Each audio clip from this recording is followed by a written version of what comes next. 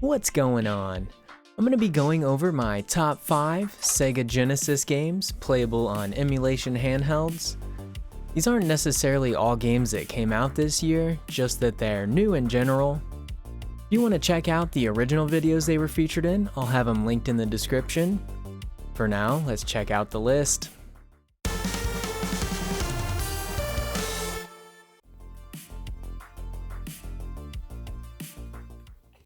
My number 5 spot is Tanglewood. This one came out in August of 2018. It's a puzzle platformer with a lot of charm. You play as a little fox creature who was separated from their pack and now must survive on their own. To do so, you must solve puzzles, use skills of evasion, traps, and trickery to defeat predators and make it to safety. The music is more of background noise to set the mood, and I think it does so really well.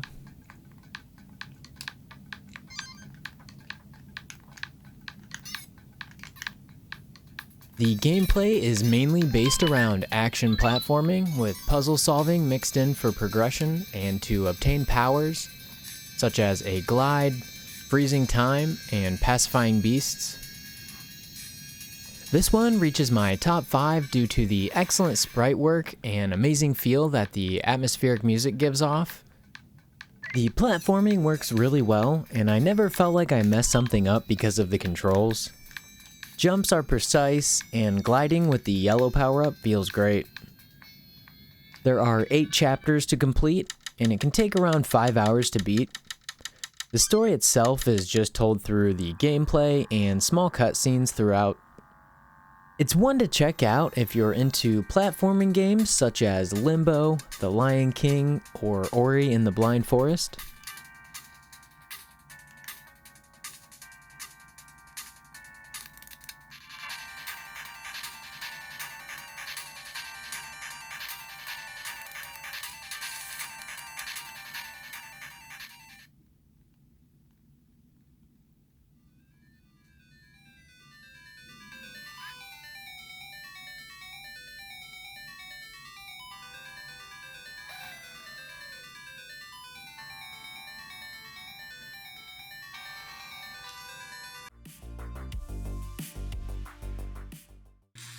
For the number 4 spot, I have Tanzer, which was released sometime early 2019.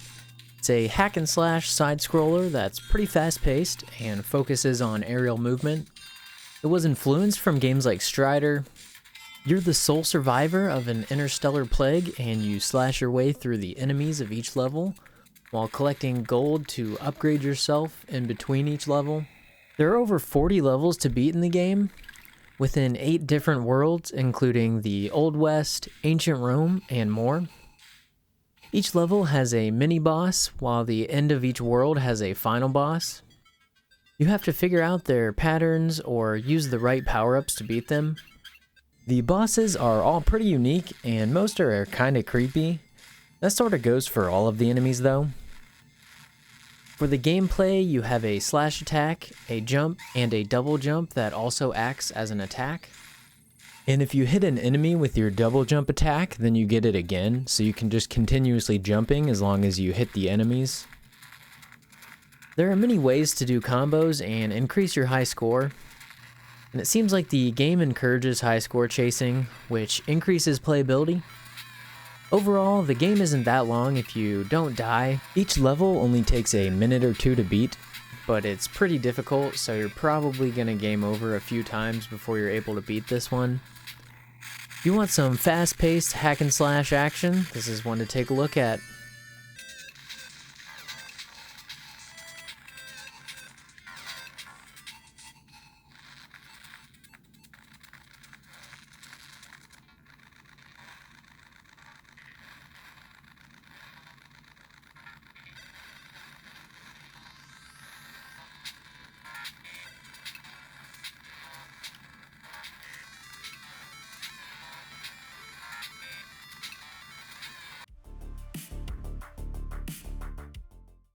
Next, for number 3, I have Arkagis Revolution. It was released this year, and it's a top-down shooter with Mode 7 style rotation, where you explore the level and then fight a boss at the end. It's fully voice acted, which is pretty unique for a Genesis game. It takes place in the year 2612, and humans have traveled into space and colonized other planets. The nation of Arkagis has been taken over by the United Space Colonies and are being ruled by their commander. A group of Arkangian rebels have developed a new ship to take on the USC, and you are the pilot. As I said before, it's a top-down shooter where you navigate through the levels to fight bosses. You do this with 3 different weapon types: a standard straight shooter that can be upgraded, a homing attack, and a charge shot. In my opinion, the homing shot is the most useful as it helps you see enemies before they're on the screen. Speaking of the screen, it does feel a little cramped with the HUD being as large as it is on the sides, but it is something that I got used to pretty quickly. The whole game itself can be beaten in a little over an hour, and it only has 5 levels, which is a little short, but it does have its own timer for speedrunning, which will increase playtime if that interests you. There's also a difficulty slider that should also increase game time, as it can make it quite a bit more difficult. For the controls, it uses buttons to turn your ship, and I ended up rebinding them to the shoulder buttons on the RG350, and I used the thumbstick for movement. Doing this made the game feel really modern, and it made it just that much more fun for me. This one is for anyone looking for a unique shooter that's also technically impressive.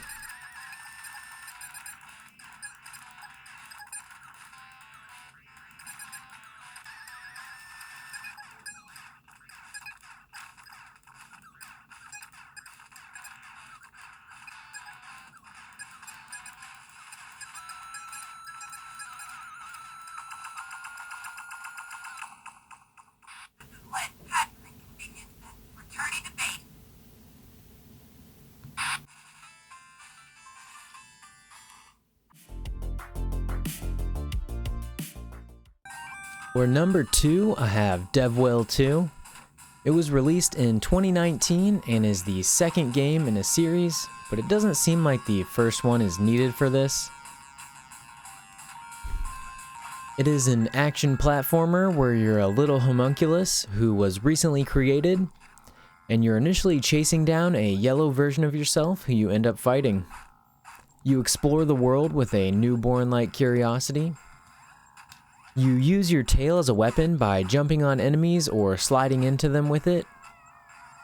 You can combo multi-kills to get more points in order to get more lives, as you earn a life every 400 points. The full game has 18 levels with boss battles and 13 animated cutscenes, though the story isn't a huge part for me. This is another one where the art style really resonated with me, and I think it just looks amazing.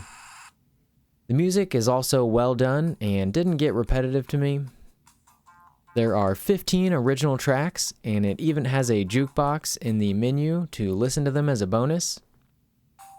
The gameplay also feels great. The platforming is smooth, and using combos to bounce off of enemies is very satisfying. It made the number 2 spot because I had so much fun with the platforming. This is one to check out if you're looking for a fun action platformer with tight controls and a great art style.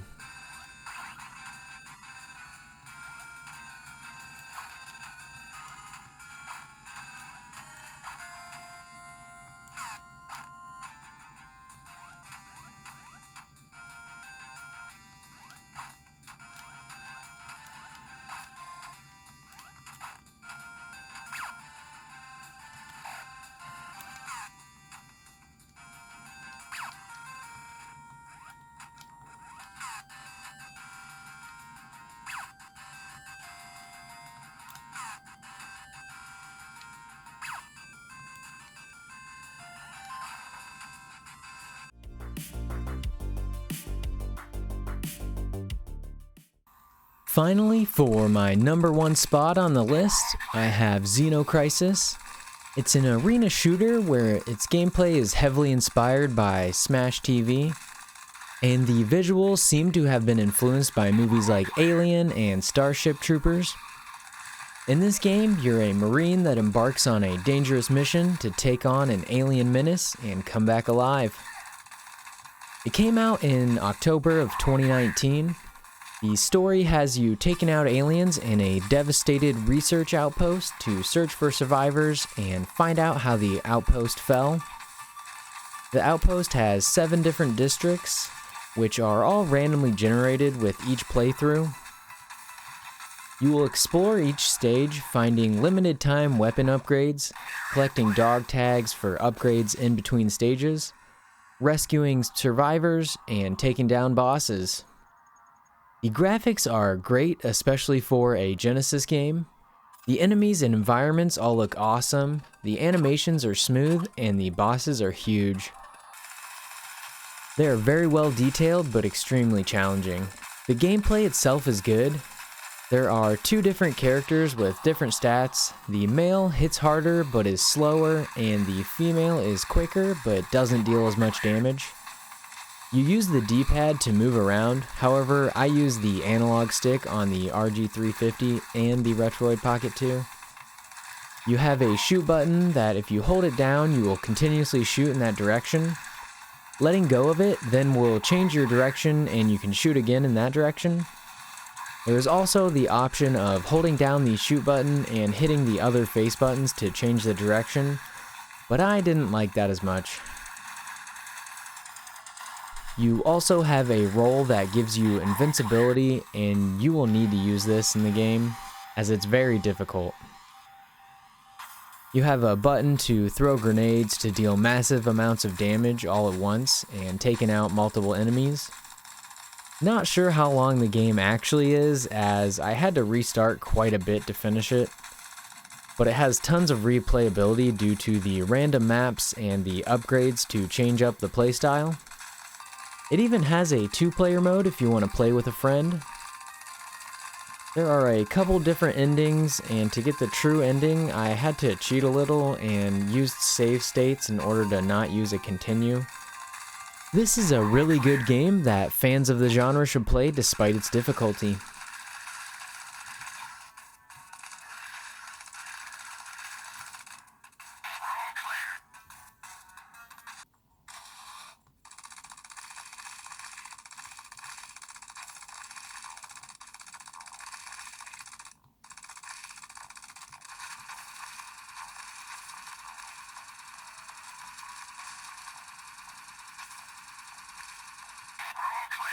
That was my top 5 new Genesis games.